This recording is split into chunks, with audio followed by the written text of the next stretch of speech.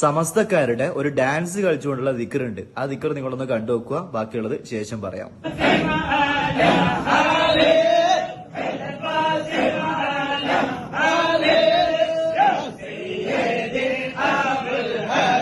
Okay, ഇനി ഇതിനെ support ചെയ്യുന്ന സമസ്തക്കാരോട് എനിക്ക് ഒരു കാര്യം മാത്രമാണ് ചോദിക്കാനുള്ളത്. പ്രവാചകരും സഹാബത്തും ഇതുപോലെ ഡാൻസ് കളിച്ചുകൊണ്ട് ദിക്ർ ചൊല്ലിയതായിക്കൊണ്ട് എന്തെങ്കിലും ഒരു തെളിവ് നിങ്ങൾക്ക് കാണിച്ചു തരാൻ സാധിക്കുമോ?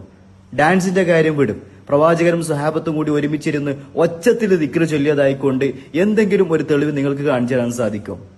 പിന്നെ നിങ്ങൾക്ക് എവിടെ നിന്നാണ് ഇത് കിട്ടിയിട്ടുള്ളത്?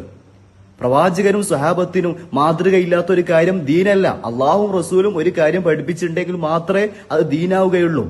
പിന്നെ എങ്ങനെയാണ് നിങ്ങൾക്ക് ഇത്തരത്തിലുള്ള ആചാരങ്ങൾ ദീനിൽ കടത്തിക്കൂട്ടാൻ സാധിക്കുന്നത്? ഇത് ഷിയാക്കളിൽ നിന്നും സൂഫികളിൽ നിന്നൊക്കെ കടമെടുത്തിട്ടുള്ള കാര്യമാണ്. അവരാണ് ഇതുപോലെ ഡാൻസ് കളിച്ചുകൊണ്ട് വാടിയിട്ടും ചാടിയിട്ടും ഒക്കെ ദിക്ർ ചൊല്ലുക എന്നുള്ളത്. ഇത് ഇസ്ലാമല്ല.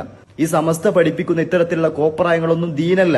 നേർച്ചപ്പൂരാണെങ്കിലും കുത്തുറാത്തീബാണെങ്കിലും ദർഗകളാണെങ്കിലും കെട്ടിയുയർത്തിയ ജാറങ്ങളാണെങ്കിലും ഇത്തരത്തിലുള്ള കാര്യമൊന്നും സ്വഹാബത്തിന് പരിചയമില്ല. അവരുടെ ചരിത്രമൊക്കെ നിങ്ങളൊന്ന് പഠിച്ചു നോക്കുക. ഇത്തരത്തിലുള്ള ഒരു കാര്യവും നമുക്ക് കാണാൻ സാധിക്കുകയില്ല. നമ്മുടെ യഥാർത്ഥ ദീൻ എന്താണെന്ന് പഠിച്ചു മനസ്സിലാക്കുക. സ്വഹാബികളും താബികളും തബഅത്താബികളും നമ്മുടെ മുൻഗാമികൾ നിലകൊണ്ട മാർഗത്തിൽ നമ്മൾ അടിയറിച്ച് നിൽക്കാൻ വേണ്ടി ശ്രദ്ധിക്കുക. ഇവരുടെ ഫിത്നകളിൽ നമ്മൾ പെട്ടുപോകാതിരിക്കുക എന്ന് മാത്രമാണ് നിങ്ങളോട് സൂചിപ്പിക്കാനുള്ളത്.